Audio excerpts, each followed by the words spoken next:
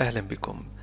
سنكمل شرح المقال الذي بدأنا في شرحه أمس من موقع BBC والذي يتحدث عن الزمن time، حيث شرحنا معنى هذه الكلمة وذكرنا أن الناس يدركون الزمن على أنه يسير من الماضي إلى المستقبل.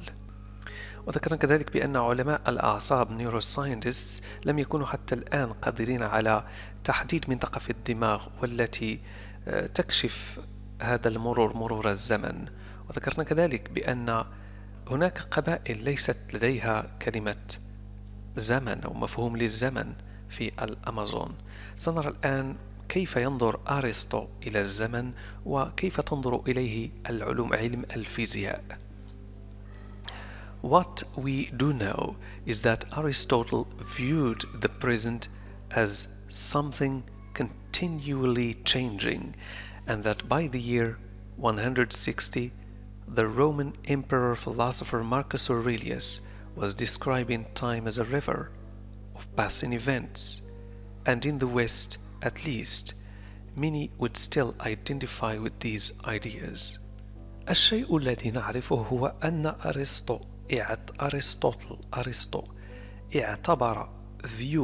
اعتبر الحاضر على أنه شيء يتغير باستمرار continually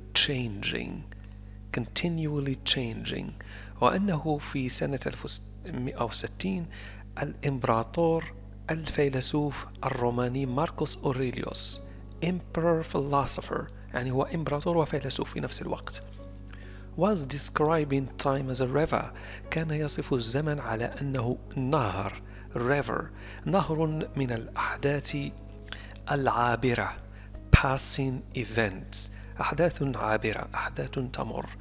and in the West، وفي الغرب، West يعني الغرب، أمريكا وأوروبا الغربية، at least على الأقل many would still identify with these ideas. ما زال الكثيرون يعتبرون أنفسهم جزءا من هذه الأفكار، يعني يؤمنون ويعتقدون بهذه الأفكار. هذا هو المقصود. إن كلمة identify تعني يميز، يحدد، يعين الهوية، أنها جاءت من identity الهوية. identify يحدد، يعرف، يعين الهوية. لكن هنا عندما استخدمت with، مثلا عندما تقول I identify with others، يعني أنا أعتبر نفسي جزءا من الآخرين، هويتي هي هوية الآخرين، جزء منها. But physics tells a different story. لكن علم الفيزياء يخبرنا بقصة مختلفة. But physics tells a different story. However much time feels like something that flows in one direction, some scientists beg to differ. على الرغم من أن الزمن قد يبدو وكأنه يتدفق في اتجاه واحد، فبعض العلماء يختلفون في هذا الرأي. flows in one direction، يتدفق في اتجاه واحد. beg to differ، لما تقول I beg to differ يعني أنا أختلف في الرأي، يعني أختلف بطريقة مهذبة، أو to politely disagree. In the last century في القرن الأخير، Albert Einstein's discoveries exploded our concepts of time. اكتشافات ألبرت أينشتاين فجرت مفاهيمنا عن الزمن. Albert Einstein's discoveries exploded our concepts of time. ينطق في العربية بأينشتاين لأن هذا الاسم أصله اللغة الألمانية، وفي الألمانية تنطق بشتاين، اس والتي تنطق ش. He showed us that time is created by things. أظهر لنا بأن الوقت يخلق من طرف الأشياء. It wasn't there waiting for those things to act within it. فهو لم يكن ينتظر هذه الأشياء خارجا لكي تحدث داخله. يعني الأشياء هي التي تخلق الزمن، ليس الزمن هو الذي ينتظر الأشياء لتقع داخله. He demonstrated that time is relative. أظهر بأن الزمن نسبي. relative نسبي يعني ليس مطلق. الزمن لدينا هنا على الأرض ليس هو نفسه الزمن في مجرة أخرى. moving more slowly if an object is moving fast. فهو يتحرك ببطء أو يسير ببطء إذا كان الشيء يسير بسرعة. كلما أسرعت إلا وتباطأ الزمن، كلما تباطأت أنت إلا وأسرع الزمن. Events don't happen in a set order. الأحداث لا تقع في ترتيب محدد. Events don't happen in a set order. There isn't a single universal now. There isn't a single universal now. ليس هناك حاضر كوني واحد.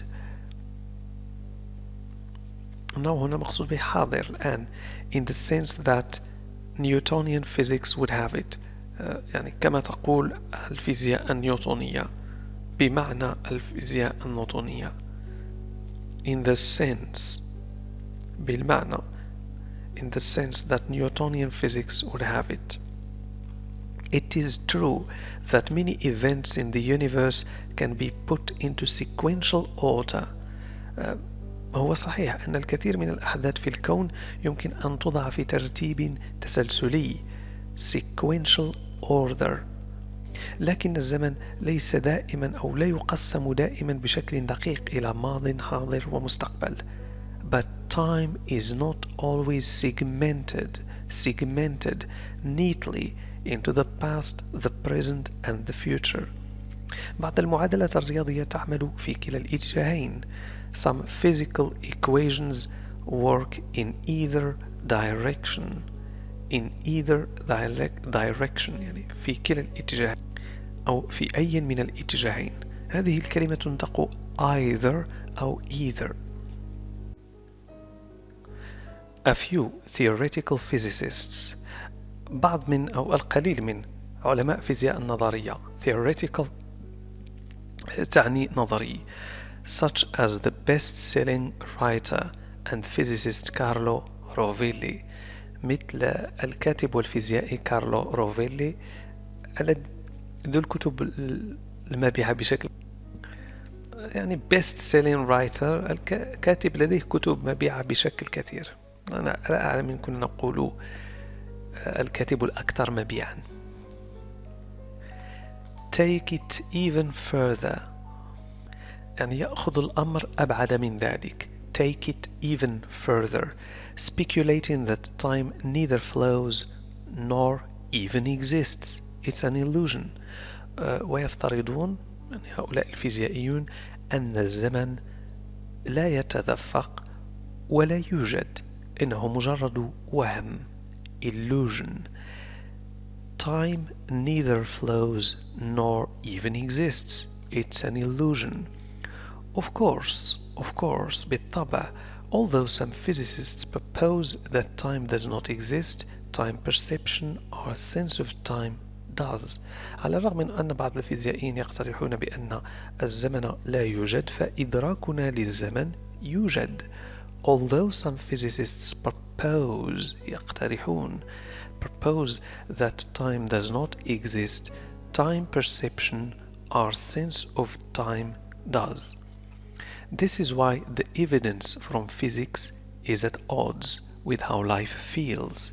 لهذا فإن الأدلة من الفيزياء تتعارض مع كيف نشعر في الحياة أو كيف تبدو لنا الحياة. This is why the evidence الأدلة from physics is at odds يعني تختلف تتعارض with how life feels. Our shared idea of what the concept of future or past mean may not apply to everything everywhere in the universe, but it does reflect the reality of our lives here on earth. فكرتنا المشتركة عن مفهوم المستقبل والماضي قد لا تنطبق على كل الأشياء في كل مكان في الكون، لكنها تعكس حقيقة أو واقع حياتنا على الأرض. our shared idea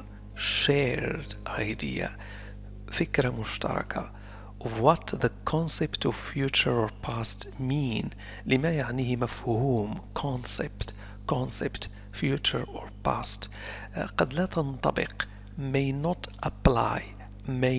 apply على كل شيء في كل مكان to everything everywhere in the universe لكنها تعكس واقع reality of our lives here on earth. Like the Newtonian idea of absolute time, however, our belief in how time works for humans can also be misleading and there may be a better approach. مثل الفكرة النيوتونية عن الزمن المطلق absolute time فإن اعتقادنا للطريقة التي يعمل بها الزمن بالنسبة للبشر يمكن أن تكون مضللة misleading يعني بما فكرتنا بالليف عن الزمن قد تكون misleading مضللة belief اعتقاد misleading مضلل and there may be a better approach وقد تكون هناك مقاربة أو طريقة أفضل.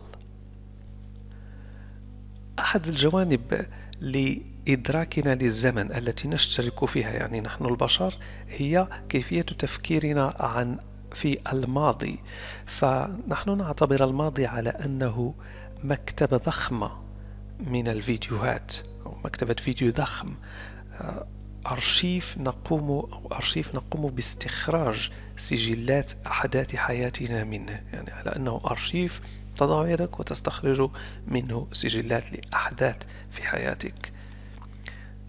One aspect of time perception many of us share is how we think of our own past as a kind of giant video library, an archive we can dip into to retrieve records of events in our lives.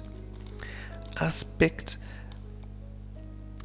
جانب من جوانب retrieve يسترجع to retrieve records يعني يسترجع السجلات لكن علماء النفس psychologists أظهروا demonstrated بأن الذاكرة الأوتوبايوغرافية يعني ذاكرة السيرة الذاتية لا تعمل بتلك الطريقة مطلقا at all فمعظمنا ينسى forget ينسى أكثر مما يتذكر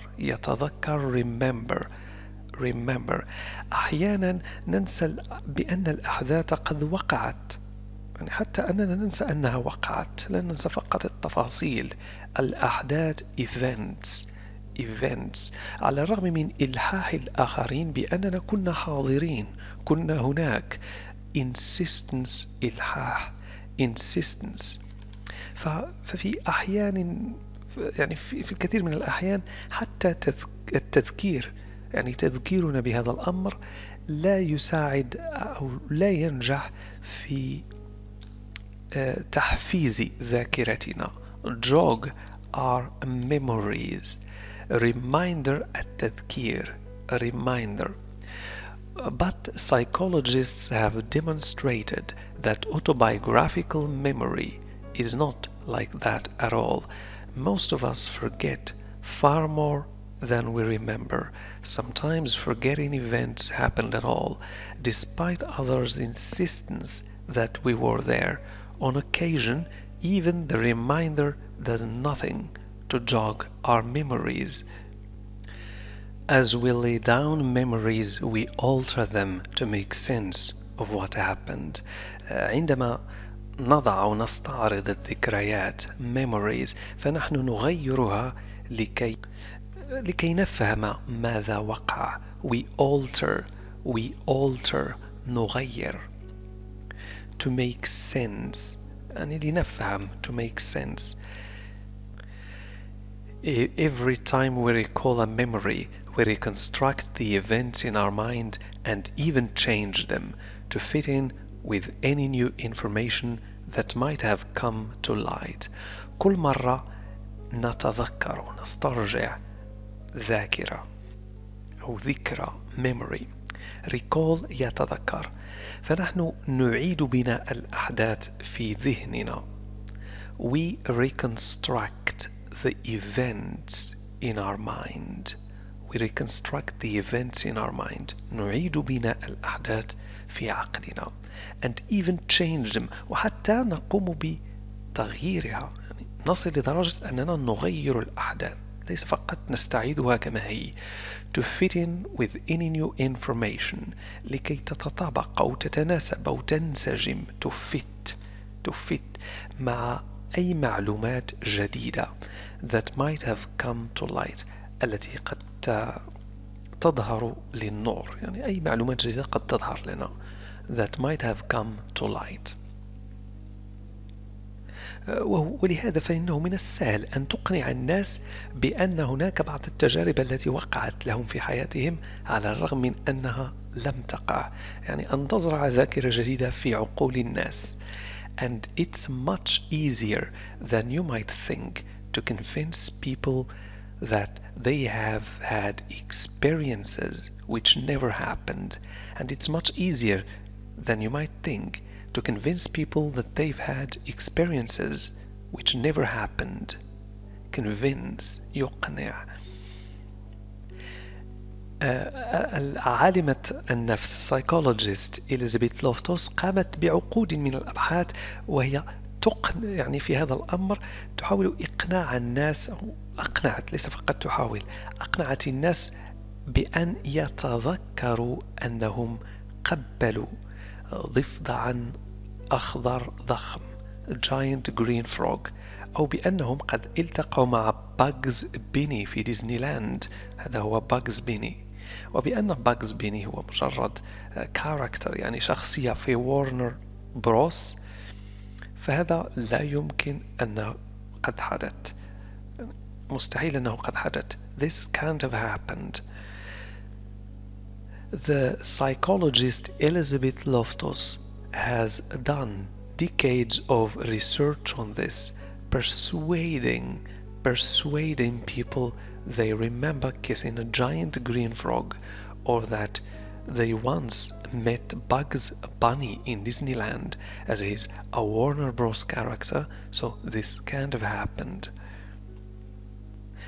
Even recounting an anecdote to our friends can mean our memory of that story goes back into the library slightly altered. هنا يعني عندما تقوم بسرد حكاية anecdote، حكاية لأصدقائك، فهذا يعني بأن ذكرى تلك الحكاية ترجع إلى ذاكرتك بشكل مختلف. يعني كلما تقوم باسترجاع ذكرى فهذه الذكرى تتغير، لا تبقى كما هي. Even recounting حكي، سرد an anecdote to our friends can mean our memory of that story goes back into the library slightly altered. هنا لا يقصد library المكتبة، إنما المقصود هو ذهنك، دماغك. slightly altered متغيرة بشكل طفيف. slightly ليس كثيرا إنما بشكل طفيف. goes back ترجع. شكرا لكم على المتابعة. كما سبق أن قلت لكم فهذا مقال طويل، لذلك سوف أشرحه مرة أخرى في درس آخر. أتمنى أن نكمله في الدرس الثالث، وإن لم نكمله في الدرس الثالث سأزيد درسا رابعا آخر. أوكي. إن كنت أحد تلاميذي في القسم وتشاهد هذا الدرس، أريد أن تعطيني معنى هاتين الكلمتين أو 3 كلمات. perception لأنها ذكرت في هذا المقال مرات متكررة. perception, evidence و illusion.